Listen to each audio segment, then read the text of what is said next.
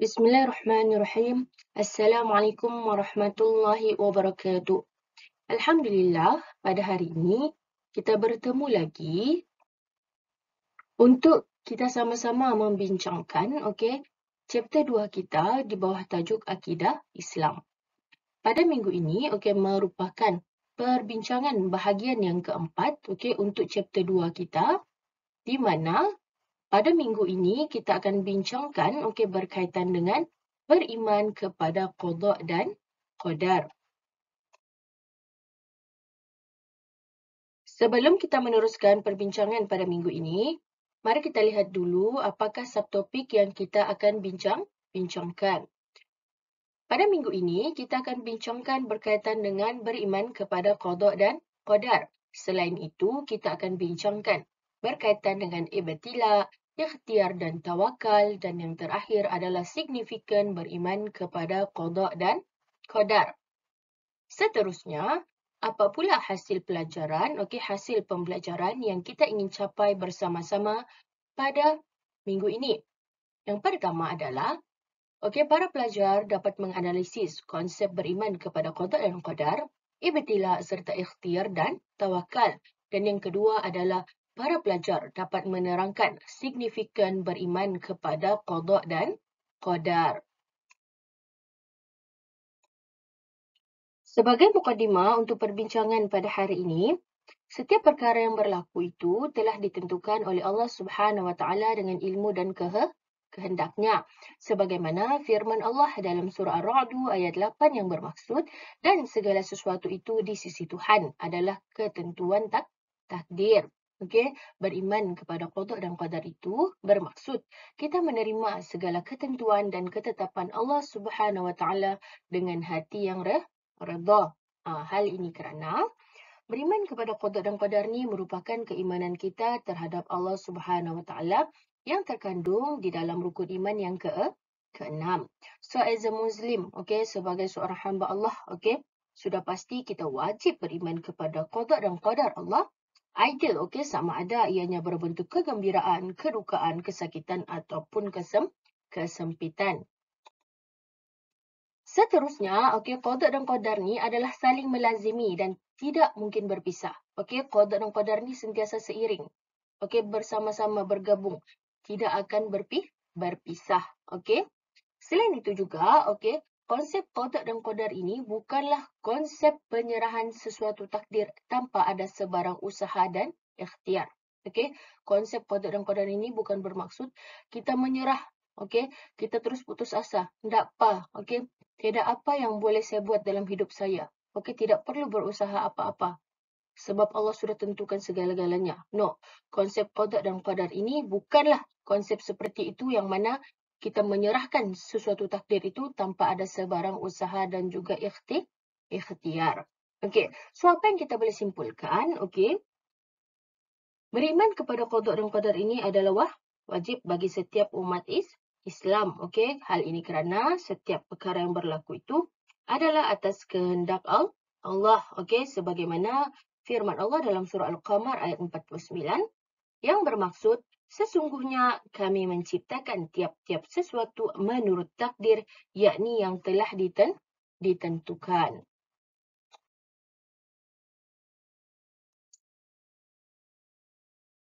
Kita masuk kepada subtopik yang pertama, iaitu definisi qada dan qadar. Mari kita lihat dulu apakah yang dimaksudkan dengan qada ni. Qada ni dari sudut bahasa bermaksud meletakkan dan memutuskan sesuatu hukum. Manakala dari sudut syaraknya pula, qada ni bermaksud perkara yang diputuskan oleh Allah Subhanahu wa taala terhadap segala makhluknya, sama ada dari sudut menciptakannya, meniadakannya ataupun mengubahnya. So itu yang pertama, definisi qada. Yang kedua, mari kita lihat pula apakah definisi qadar. Qadar ni dari sudut bahasa bermaksud menetapkan suatu kadar tertentu. Manakala dari sudut syaraknya pula, qadar ini bermaksud perkara yang telah ditetapkan kadarnya oleh Allah Subhanahu Wa Taala semenjak azali, supaya ia terjadi mengikut ilmunya yang mendahulu setiap perkara. So, inilah definisi qada dan qadar. So, macam mana kita mau bezakan? Okey, definisi qada dan qadar ni.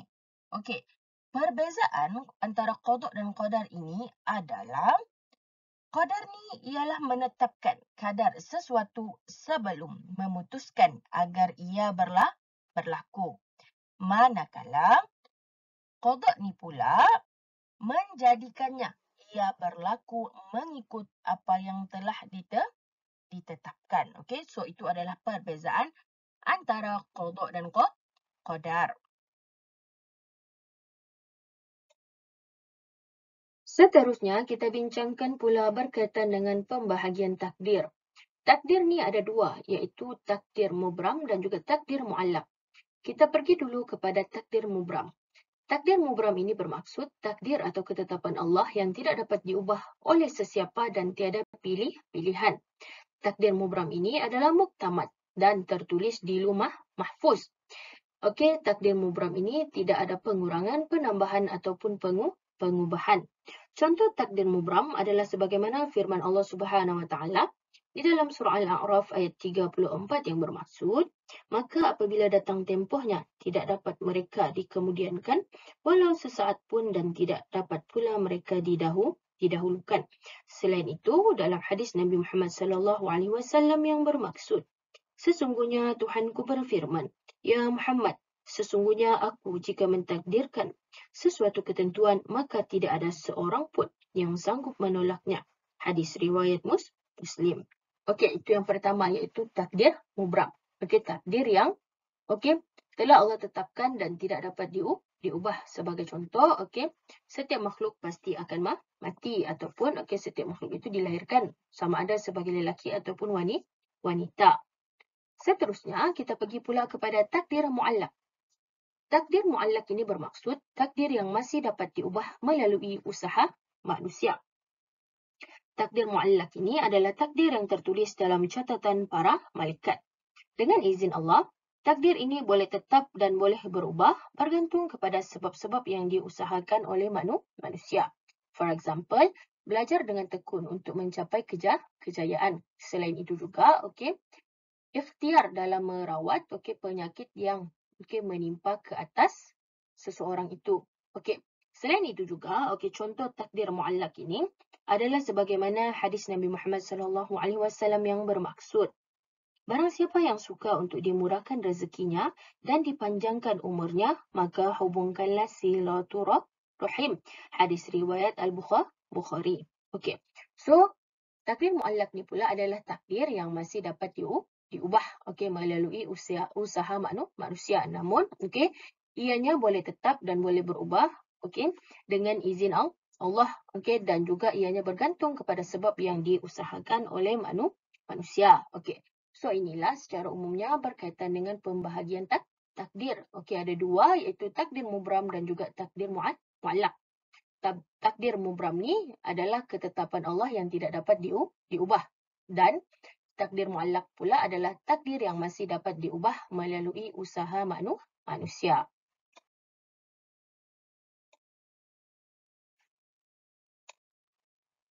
Seterusnya, kita bincangkan pula berkaitan dengan kekeliruan dalam memahami konsep takdir. Pertama, disebabkan kejahilan diri sendiri dalam memahami konsep takdir atau menolak keimanan konsep takdir secara sengaja. Kedua, sengaja menolak konsep beriman dengan takdir untuk mengambil kesempatan dengan memenuhi kehendak hawa nafsu. Yang ketiga adalah dakwaan ketentuan syurga dan neraka telah ditetapkan, menyebabkan enggan untuk membuat kebaikan di dunia dan menjadikan ia sebagai alasan. Dan yang terakhir adalah malas dan tidak berusaha dalam setiap perkara, sebagai contoh mencari rezeki dan juga menimba ilmu.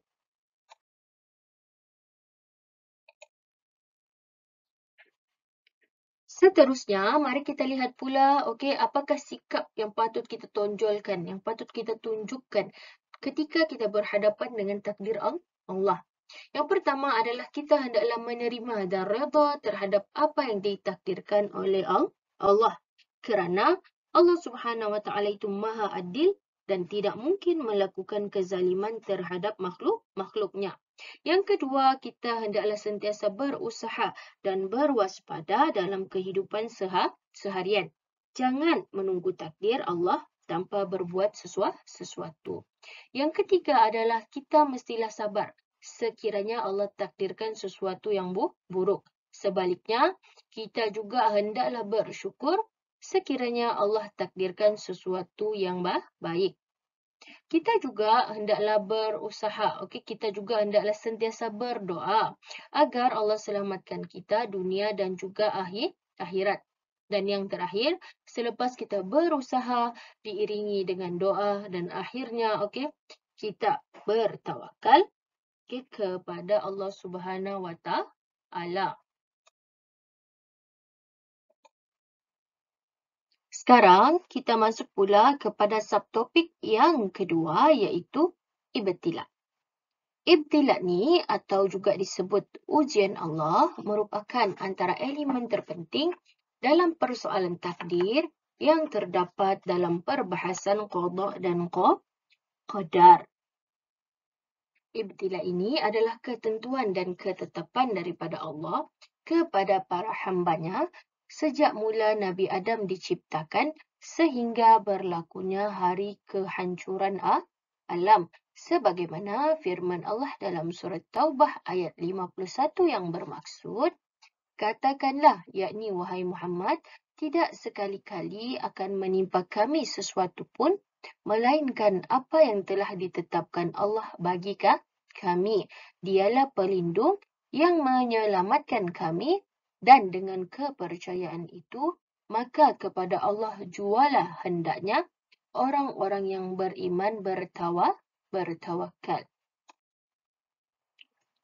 Ibtila ni, berasal daripada perkataan Arab, iaitu ibtila, bala, yablu, balwa dan juga bala yang memberikan maksud cubaan, ujian, dugaan, musibah ataupun fitnah. Selain itu, dari sudut bahasa, ibtila ini juga bermaksud menguji dan mencuba. Dari sudut istilah, ibtila ini bermaksud bebanan dalam perkara yang menyusahkan serta ia boleh berlaku dalam keadaan baik maupun buruk. Selain itu, dalam Kamus Dewan 2013, ibtila ini bermaksud kejadian buruk yang menimpa seseorang seperti kemalangan, tempat seperti banjir atau gempa bumi, malapetaka, bencana, kecelakaan atau kesengsaraan. Sebagaimana bila sebut ibtila ini juga firman Allah dalam surah Al-Baqarah ayat 155 dan 156 yang bermaksud, dan sungguh akan kami berikan cubaan kepadamu dengan sedikit ketakutan, kelaparan, kekurangan harta, jiwa dan juga buah-buahan. Dan berilah berita gembira kepada mereka yang sabar, iaitu orang yang apabila ditimpa musibah mereka mengucapkan Inna lillahi wa inna ilaihi raji'un. Allah Subhanahu wa taala mengurniakan nikmat kepada hambanya di atas muka bumi ini serta ujian sama ada dalam bentuk kelaparan, kekayaan atau kekurangan dan sebagainya. So ujian Allah Subhanahu wa taala itu merangkumi segala bentuk dugaan dan kesusahan serta nikmat dan juga kesenangan. Ini bertujuan untuk mengetahui sedalam manakah keimanan seseorang hamba, kesabaran dan juga pengorbanan yang dapat dilakukan oleh manusia di atas muka bumi ini. Allah Subhanahu wa taala juga ingin melihat macam mana kita hambanya ini bersyukur di atas nikmat yang diberikan. Ini juga menunjukkan bahawa ujian Allah tu bukan setakat dugaan dan juga kesusahan, tetapi juga ujian yang berupa kenikmatan. So, Ujian Allah ini adalah sebagai kayu ukur untuk menilai tahap keimanan kita dan juga mengajar manusia agar lebih mementingkan matlamat hidup yang sebenar daripada hal harta benda dunia. Menurut Rohaida Muhammad Dawam dan juga Said Muhammad Hilmi Said Abdul Rahman pada tahun 2016, menyatakan bahawa as a Muslim, keimanan hamba itu dibuktikan dengan ujian untuk melihat sejauh mana seseorang itu mampu mempertahankan nilai kesucian iman mereka. So, semakin tinggi iman seseorang, semakin besarlah ujian yang diberikan. Selain itu juga, ujian ni dapat menentukan kualiti diri, sama ada iman itu kukuh ataupun sebaliknya. Seseorang itu juga dapat dilihat dengan menempuh ujian melalui nilai-nilai positif. So, hakikatnya, hidup ini adalah ujian yang memerlukan tindakan dan penyelesaian. Penerimaan dan sikap terhadap ujian tersebut akan membentuk sahsiah diri seseorang. So, apa yang kita boleh simpulkan adalah, ibtila ni adalah ujian Allah. So ujian Allah ni bukan setakat dalam bentuk kesusahan, dugaan, tetapi juga dalam bentuk nikmat dan juga kesenangan. Semuanya itu, tujuan ibtila ini adalah untuk mengukur kita punya keimanan dan juga untuk mengajar kita ni manusia untuk pentingkan matlamat hidup yang sebenar. Seterusnya, kita bincangkan pula berkaitan dengan bentuk ibtila, tujuan ibtila dan juga hikmah ibtila. Kita lihat dulu yang pertama iaitu bentuk ibtila, bentuk ujian Allah. Yang pertama adalah bencana dan kesusahan yang mana ianya diberikan untuk menambahkan keimanan. Sebagai contoh, kisah Nabi Ayub alaihi salam diuji dengan sakit kulit. Yang kedua adalah perintah dan larangan. Allah Subhanahu Wa Taala menyeru untuk menunjukkan ketaatan. Seperti kisah Nabi Ibrahim AS yang diperintahkan untuk menyembelih anaknya. Yang ketiga adalah kesenangan. Dikurniakan kenikmatan dan kesenangan sebagai ujian. Sebagai contoh, Bani Israel yang diberikan kelebihan berbanding bangsa lain. Selain itu juga, ada juga bentuk-bentuk ibtila yang lain. Sebagai contoh, ujian terhadap diri. Contohnya, yang termaktub dalam Al-Quran, iaitu ujian yang menimpa para nabi dan rasul ketika menyebarkan dakwah. Sebagai contoh, ujian yang diterima oleh Rasulullah SAW.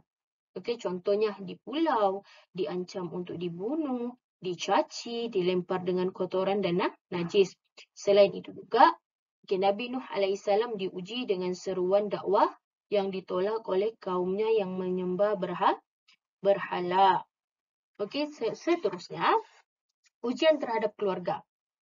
So, para pendakwa juga menerima ujian terhadap keluarga. Begitulah yang telah berlaku kepada Nabi Muhammad SAW. Bagaimana orang yang baginda kasihi dan sayangi, iaitu isteri baginda Sayyidina Khadijah, telah meninggal dunia pada tahun yang sama dengan pemergian bapa saudaranya, iaitu Abu Talib.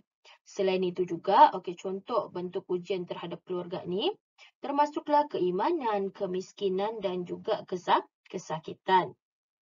Seterusnya yang terakhir adalah ujian terhadap harta benda, yang mana Allah Subhanahu Wa Taala mengurniakan nikmat kepada hambanya. Ada yang jadi hartawan, jutawan dan pelbagai lagi gelaran yang diberikan kepada mereka yang berjaya memperoleh nikmat di dunia ini.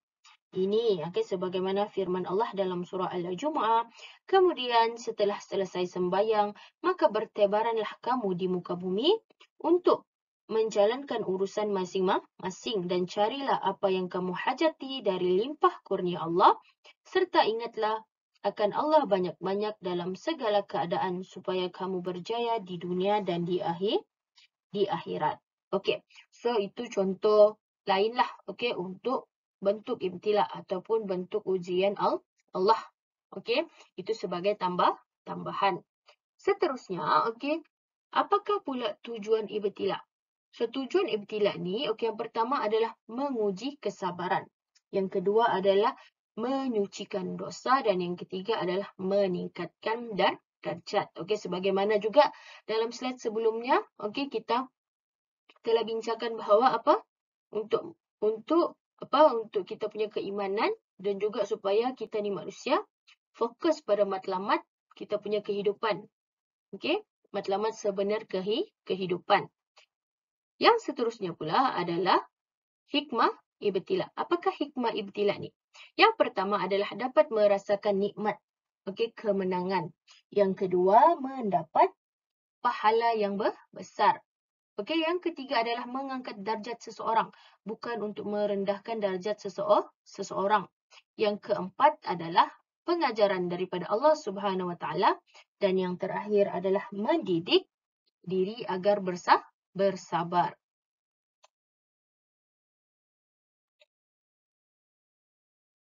Seterusnya, kita masuk pula kepada subtopik yang baru iaitu ikhtiar, tawakal dan juga redha. Perkataan ikhtiar, tawakal dan redha ni merupakan istilah yang berkait rapat untuk kita menghadapi ujian, qada dan qadar Allah. Dengan jalan kita usaha, tawakal dan juga redha, kita manusia ini dapat menjalankan kehidupan di muka bumi ini dengan lebih baik. Imam Al-Ghazali menyatakan bahawa tawakal ni bukan setakat kita ni menanti nasib sambil berpangku tangan, tetapi tawakal ni adalah kita berusaha sekuat tenaga dan setelah itu barulah kita berserah diri kepada Allah Subhanahu Wa Taala. Kerana Allah Subhanahu Wa Taala lah yang akan menentukan hasilnya. Rasulullah SAW juga turut berikhtiar dan bertawakal dengan memakai baju dan topi besi dan menggunakan tombak ketika perperangan. Selain itu juga, Rasulullah SAW memerintahkan manusia untuk melakukan usaha terlebih dahulu dan kemudian menyerahkan urusannya kepada Allah. Sabda Nabi Muhammad SAW, berubatlah wahai hamba-hamba Allah. Sesungguhnya Allah tidak meletakkan penyakit melainkan meletakkan untuknya ubat kecuali satu penyakit iaitu tua.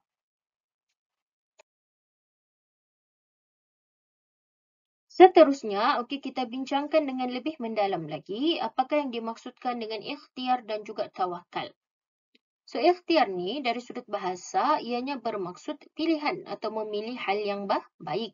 Dari sudut istilah, ianya bermaksud usaha manusia untuk memenuhi keperluan dalam hidupnya sama ada material, spiritual, kesihatan dan juga masa depan agar tujuan hidup kita manusia ini selamat, sejahtera di dunia dan akhirat. Selain itu juga, ikhtiar ini bermaksud tidak mengenal putus asa. Disertai dengan keyakinan bahawa rahmat Allah Subhanahu Wa Taala pasti akan datang setelah berikhtiar. Sebagaimana firman Allah Subhanahu Wa Taala di dalam surah Ar-Ra'd ayat 11 yang bermaksud, sesungguhnya Allah tidak mengubah apa yang ada pada sesuatu kaum sehingga mereka mengubah apa yang ada pada diri mereka sendiri. Selain itu juga dalam Kamus Dewan, ikhtiar ini didefinisikan sebagai daya upaya, usaha mencari jalan ataupun akal. So, ikhtiar ini kita boleh faham, sebagai contoh, definisi yang diutarakan oleh Kamus Dewan tadi. One of, definisi ikhtiar itu adalah akal. So, dengan akal yang Allah kurniakan kepada kita ni manusia, sudah pasti, kita ini manusia dapat berfikir untuk apa? Untuk memperoleh cara kita mengeluarkan diri daripada sesuatu masalah ataupun membuat sesuatu perkara yang baru. For example, kita ni manusia dapat berfikir untuk membuat peralatan yang canggih dengan menggunakan daya upaya dan juga usaha. So, dengan teknologi yang ada tu, dapatlah kita ni manusia mengetahui penyakit-penyakit yang menimpa diri seseorang manusia itu. For example, sakit kencing manis, darah tinggi, barah dan juga sebagainya. So, bila kita sudah dapat detect apa penyakitnya, maka manusia sudah pasti akan berikhtiar mengubati penyakit-penyakit tersebut. So senang cerita, ikhtiar ni adalah usaha kita dalam kehidupan untuk memastikan kehidupan kita ini selamat sejahtera di dunia dan juga di akhirat. Yang kedua adalah tawakal. So istilah tawakal ni sangat berkait rapat dengan ikhtiar. Selepas sudah kita ikhtiar, kita sudah berusaha, barulah kita berserah kepada Allah. That's why tawakal ni dari sudut bahasa ianya bermaksud bersandar atau berserah diri atau penyerahan diri kepada Allah Subhanahu wa Ta'ala. Dari sudut istilah, tawakal ini bermaksud berserah diri dan berpegang teguh kepada Allah, yakni Tuhan yang Maha Esa. Sebagaimana firman Allah Subhanahu wa Ta'ala dalam surah At-Talaq ayat 3 yang bermaksud, dan ingatlah sesiapa berserah diri bulat-bulat kepada Allah, maka Allah cukuplah baginya untuk menolong dan menyelamatkannya. Selain itu juga, menurut Imam Al-Ghazali, tawakal ini bermaksud pengendalian hati kepada Allah Subhanahu wa Ta'ala yang Maha Pelindung kerana segala sesuatu itu berada dalam ilmu dan juga kekuasaannya. Menurut Dr. Yusuf Al-Qardawi pula, tawakal ni adalah bahagian daripada ibadah hati yang paling afdal. Ianya merupakan akhlak yang paling agung dari sekian akhlak keimanan lainnya. Tawakal ni adalah memohon pertolongan, sedangkan penyerahan diri secara sepenuhnya adalah salah satu bentuk ibadah. So, dua perkara asas dalam tawakal ni adalah, yang pertama, kita berserah diri kepada Allah secara ikhlas, dan yang kedua adalah kita berpegang teguh kepada Allah Subhanahu wa Ta'ala. So, inilah secara umumnya apakah yang dimaksudkan dengan ikhtiar dan tawakal. So, ikhtiar ni adalah kita berusaha untuk memenuhi keperluan hidup kita. Selepas kita sudah berusaha, barulah kita tawakal, iaitu kita berserah diri, kita bersandar kepada Allah. So itu ikhtiar dan juga tawakal. Seterusnya, kita tengok pula redha. So apa itu redha? So dalam Kamus Dewan 2013, redha ni adalah berasal daripada kalimah bahasa Arab yang bermaksud kerelaan atau keikhlasan, menerima sesuatu dengan ikhlas dan redha dengan segala kudrat Allah Subhanahu wa Ta'ala. So as a manusia, sebagai seorang Muslim, sebagai seorang mukmin, selepas kita berusaha dan berikhtiar memperoleh sesuatu perkara, so kita ini perlu redha dengan ketentuan yang ditentukan oleh Allah Subhanahu wa Ta'ala, sama ada baik atau buruk daripada pandangan manusia, kerana ketentuan itulah yang lebih baik di sisi Allah. Ini kerana manusia ni diberikan akal, kita ni diberikan akal untuk merancang kehidupan di atas muka bumi ini sampai hari akhirat. Namun, perancangan Allah yang lebih utama daripada makhluknya. Kita kena ingat bahawa ketetapan Allah adalah yang terbaik. Apapun ia, kita hendaklah bersyukur. Sebagaimana firman Allah dalam surah Al-Baqarah ayat 216 yang bermaksud, boleh jadi kamu membenci sesuatu, padahal ia amat baik bagimu. Dan boleh jadi pula kamu menyukai sesuatu, padahal ia amat buruk bagimu. Allah mengetahui sedang kamu tidak mengetahui. Seterusnya, macam mana pula kaedah dan cara kita ni dapat mengaplikasikan redha dalam diri kita? Dalam surah Taubah ayat 59, Allah berfirman yang bermaksud, dan alangkah baiknya jika mereka redha dengan apa yang Allah dan Rasulnya berikan kepada mereka, sambil mereka berkata, cukuplah Allah bagi kami, Dia dan Rasulnya akan memberikan kurnianya kepada kami, sesungguhnya kepada Allah kami menuju. Dan so apa yang kita boleh fahami, bila kita sebut redha ni, kita kena redha. Kita kena menerima sesuatu itu dengan ikhlas. Kita kena menerima apapun yang telah Allah tetapkan untuk kita. Kalau kita sudah berusaha, kita sudah tawakal, tapi Allah tidak berikan apa yang kita mahu, percayalah. Allah lebih tahu apa yang terbaik untuk kita. Okey, sebab Allah akan beri apa yang kita perlu, bukan apa yang kita mahu. Dan apa yang paling penting adalah kita kena faham bahawa perancangan Allah itulah yang terbaik untuk kita. Sebab itu kalau kita lihat dalam firman Allah tadi dalam surah Al-Baqarah tu dengan jelas Allah menyebut, okey, boleh jadi benda yang kita suka tu sebenarnya tak bagus pun untuk kita. Boleh jadi okey benda yang buruk itulah yang kita tak suka itulah yang baik untuk kita. Maka okey kita hendaklah redha, kita hendaklah menerima okey dengan ikhlas okey terhadap apapun ketentuan Allah kepada kita. Dan yang terakhir adalah okey bagaimana pula dengan syarat redha ni? So syarat redha ni yang pertama adalah okey kita mesti bersikap sama menerima nikmat. Okey lepas tu mengiktiraf pilihan Allah. So apapun yang Allah tetapkan pada kita kita terima. Lepas tu membuang sikap dendam dan juga permusuhan sesama manusia. Okey? Okey, itu secara umumnya berkaitan dengan syarat redha. Tapi apapun bila kita sebut redha ni, maksudnya kita menerima apapun yang Allah sudah tetapkan. So, apa yang kita boleh simpulkan? Ikhtiar, tawakal dan juga redha. Ikhtiar kita berusaha. Okey, untuk kehidupan kita supaya kita capai kesejahteraan. Sudah kita usaha, kita tawakal, kita serahkan semua pada Allah. Yang terakhir adalah redha. Okey, kita sudah usaha, kita sudah tawakal, tapi Allah tidak berikan apa yang kita mahu. Percayalah. Okey, perancangan Allah itu lebih baik.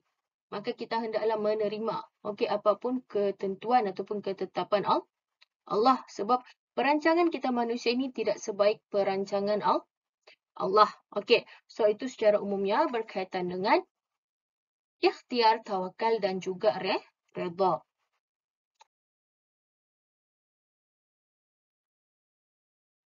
Dan yang terakhir untuk perbincangan kita pada hari ini adalah apakah signifikan okey kita beriman kepada qada dan qadar.